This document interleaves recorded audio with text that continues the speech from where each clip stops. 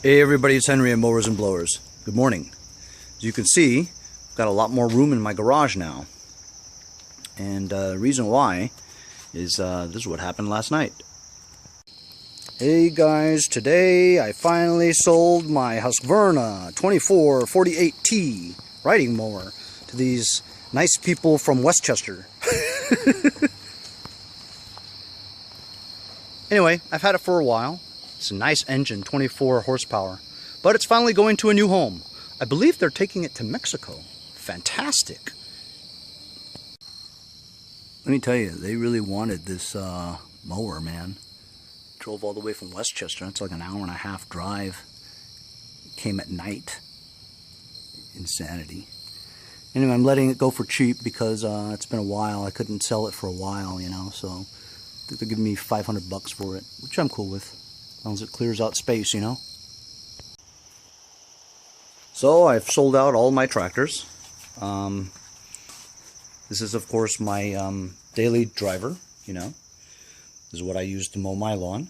I'll probably never sell that. There's my Scots, which doesn't have an engine in it. Here's my John Deere, which doesn't have an engine in it. This was my Murray, this beautiful garden tractor that I've been waiting for an engine for. And remember, I stripped that opposed twin Craftsman on the side of the street and got this engine on the frame yesterday. I bolted it down, but I didn't torque tighten.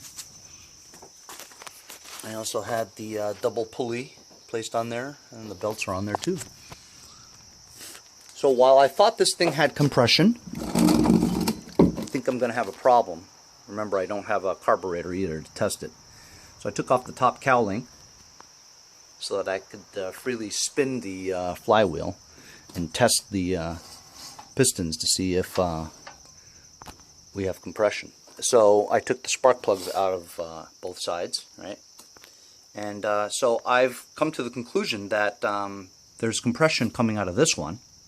And actually, when I stick a screwdriver in here and you spin it, it stops. And shining a light inside, you can see the piston moving like that. Okay?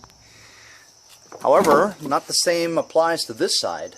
I stick a screwdriver in there, and while if I stick the screwdriver all the way in, it does stop and feel like it gets caught, right? I don't see a piston that moves around in there. And also, it's oh, by the way, when I had flipped this upside down, water poured out. So, being that this was probably outside for a while with no carburetor, water just kept on going inside, and it flooded the engine completely with water. Okay, I did drain the oil.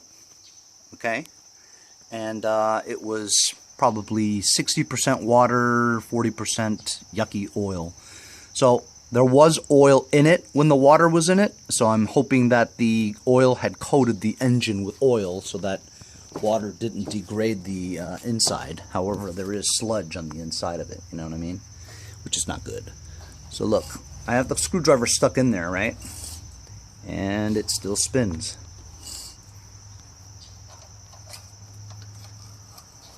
Okay, I'm going to stick it all... Oh, look at that. It went all the way in. Okay, watch.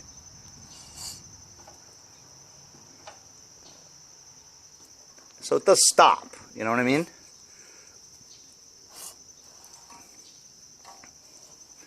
Until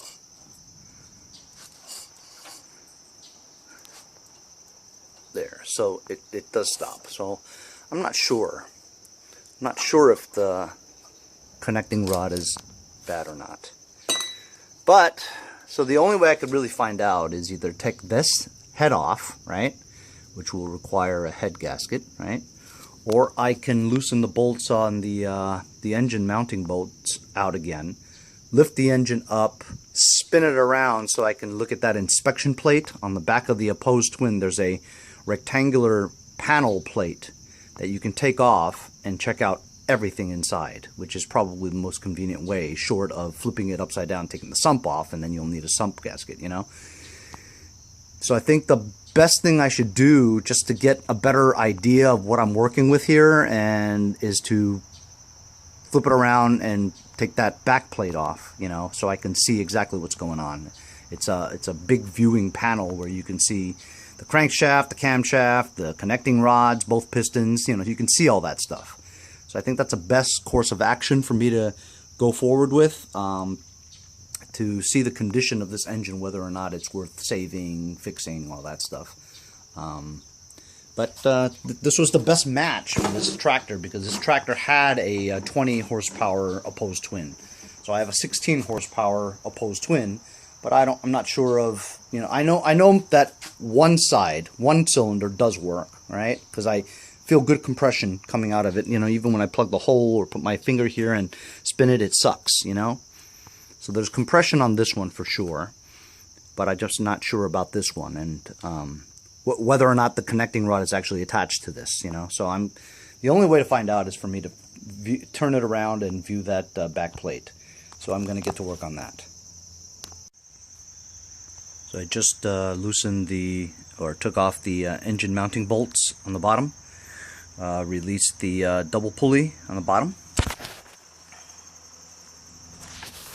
and I flipped it over. You know, it looks precarious on here, but it's not going to fall. I mean, unless I yank it, you know. So this is the panel that I was talking about. It's just 4 bolts, right? And once you take this panel off, you can see everything that's in there. So that's what I'm going to do. That's the best way to do it. Best way to find out at least what's going on in here, you know.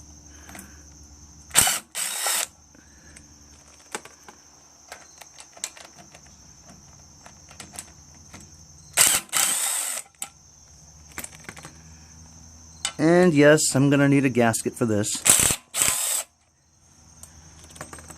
But I'm not sure if this is one of those high pressure ones, you know. Maybe gasket maker would work for this.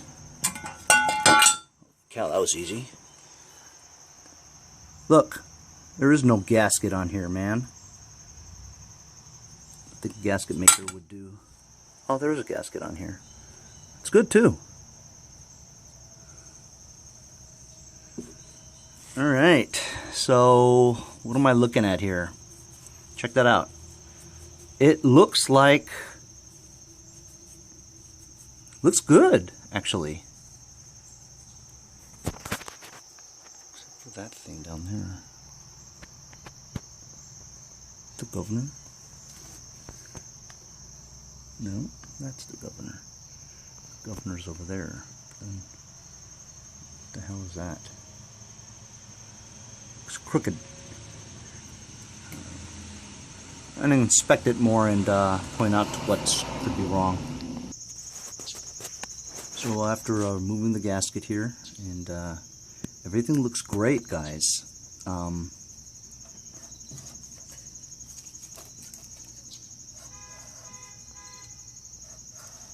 Both pistons are connected. Both pistons move freely. Governor looks good. And that's the oil pump, oil slinger that's on the bottom there. Everything looks good, no damage. And I took a flashlight and looked into the bore cylinder walls. They look smooth too. Some sludge, but I'm feeling the walls and they're smooth. This is really good news. I thought I had a blown cylinder, but it looks okay to me. I don't see any signs of damage, scrapage, wear, or anything. It's just, you know, sludgy oil that was mixed with water. So what I'm going to do now is get a can of carburetor cleaner and just wash all of the innards there.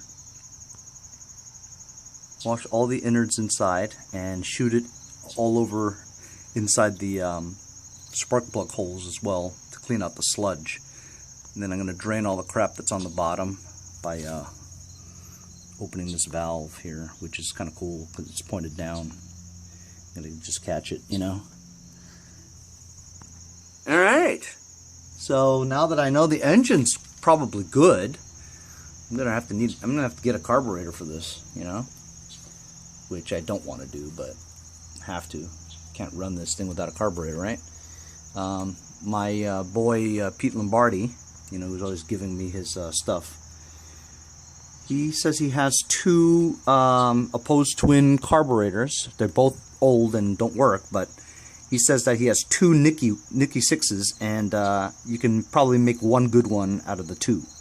So I'm going to see him sometime this week and get those Nicky carbs off of him, and hopefully we can get this engine put together and get this baby running, you know. He was kind of anxious on me getting this running as well, you know. He thought it was in good shape, and he loves garden tractors.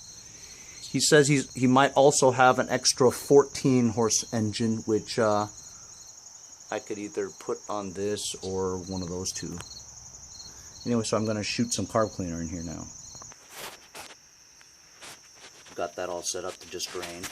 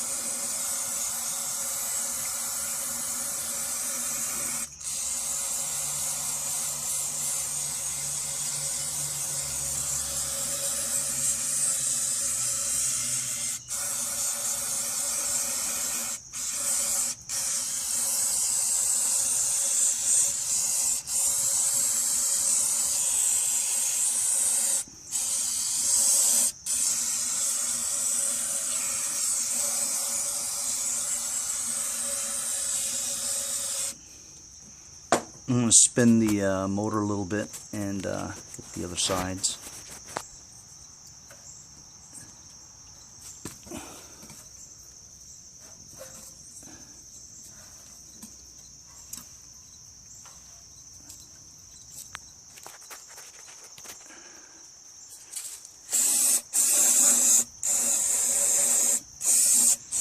Basically just giving this a bath, clear it out of clear the sludge out, you know, bad oil,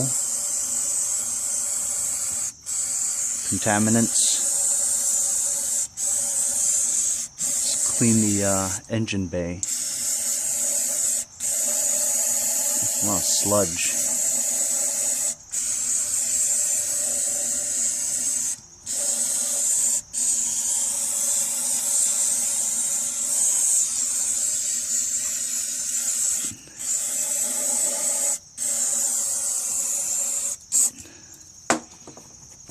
It's almost a whole can right there.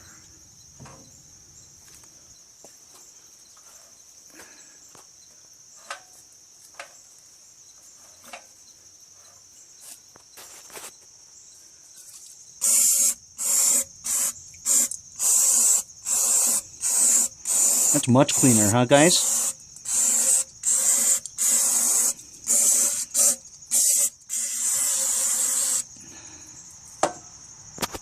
I'm going to spray some in the carburetor hole. Did I say carburetor hole? I meant spark plug.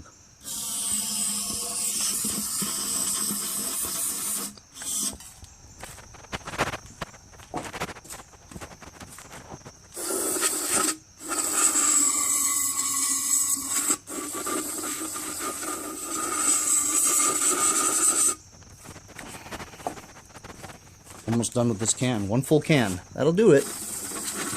One full can will do. That's it.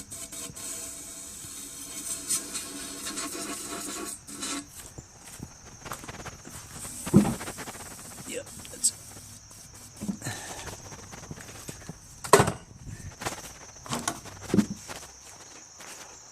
I'm gonna spin it. That looks really nice, isn't it, guys? I'm gonna spin this around a little.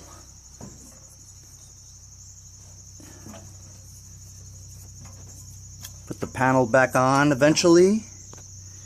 And you know what? I'm gonna put some PVB blaster in there, lubricate the joints a little bit, and clean out that abrasive carburetor cleaner. Yeah, that's what I should do. And then let it drip out and fill it with some motor oil after I put the panel back. PB Blaster penetrating oil. Just gonna get the joints. Ooh, yeah. That'll help the joints. This engine needs Earl. Do some carburetor hole. Oops, that was not going to be good.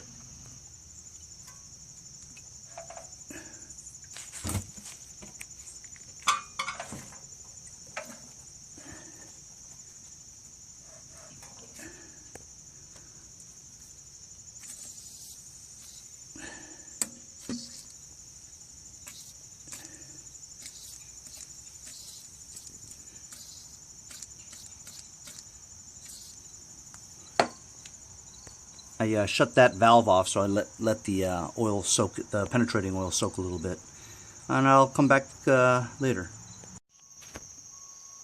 So I got some RTV gasket maker silicone, and I put a coating over there to make a new gasket. I put it on with the bolts, but I didn't torque them down yet. I'm going to let it cure a little bit before I torque them down. In the meantime, now I'm going to drain all the PB Blaster and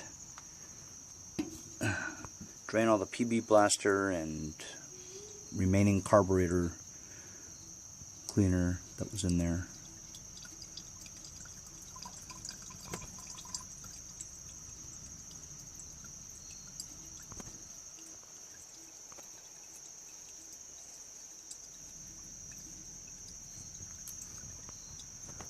I'm going to turn this a little bit. So while I let that sit and drip out naturally, I'm going to brush that. And also there's a lot of debris and gunk in here, intake manifold. I'm afraid a lot of stuff might have gotten to the heads and stuff, you know. So unfortunately, to do this right, I'm going to have to remove the heads and buy head gaskets for both sides, because I don't know what's gone into this intake manifold.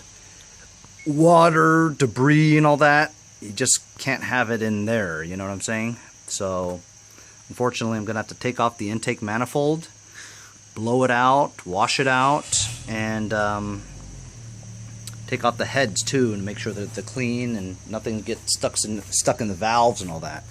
I mean, you want to do it, got to do it right. I'm already thankful that this engine doesn't seem to be blown, and all the innards seem to be good. So I'm thankful for that. And you know, it's a work in progress, man. It's not going to be a fast fix like my lawnmowers, you know. Working on engines, it has to be clean. Everything's got to be right. You can't have one little smidgen of stuff in there. I mean, carbon, broken off carbon in the heads could break loose and get trapped in the rings and the piston and cause scoring in the piston wall, the cylinder wall, and that could ruin an engine right there. So, you know, little things can cause catastrophic damage to an engine. So that's what I'm going to do. It's a work in progress. It's going to take a while. So I'm going to order some gaskets for the heads, and then remove the intake manifold, clean it out, blow it out with water, and then air, then dry it, and then remove the heads and clean out everything in there. If you're gonna do it, gotta do it right. And either way, I don't have carburetors for this anyway, so. Anyway, see you guys later. Just took the side head tins off. Take a picture of this, these model numbers and serial numbers, so I know exactly which gaskets I need to buy.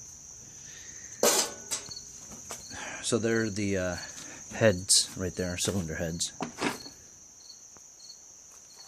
I'm gonna have a problem removing the intake manifold because they're Phillips screws and they're seized on there pretty well. I even used my impact and I couldn't get it off. Seems like it's gonna strip or break, so I'm gonna have to find another way to clean that out. You know what I wish? I wish I had one of those snake camera things, you know, where you can just stick it in there and you can see everything. I don't know. Will I even be able to get access to that area there to see if whatever blew into the heads? I don't know. Loosen the bolts on the head gasket, on the cylinder head. I'm gonna take it off now. Yeah. So that's not good. Look at all that crap in there. That would have gotten in the way of the valves and wouldn't have been able to open or close right. Things would have gotten jammed. Fortunately, this doesn't look too bad. And actually, I think I could salvage the gaskets because it's not busted. The gasket looks good. That's awesome. I'm going to clean that up. So I cleaned it up a little bit, and also rubbed off all the carbon off of this one. You know, this one doesn't close.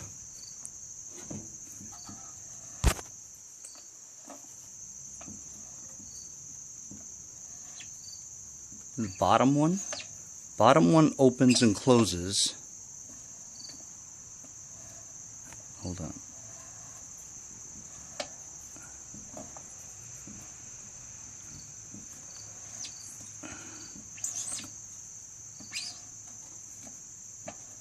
There you go. See? Bottom one opens. Top one doesn't close. So this valve is stuck. And should I just like tap it in there or loosen it up?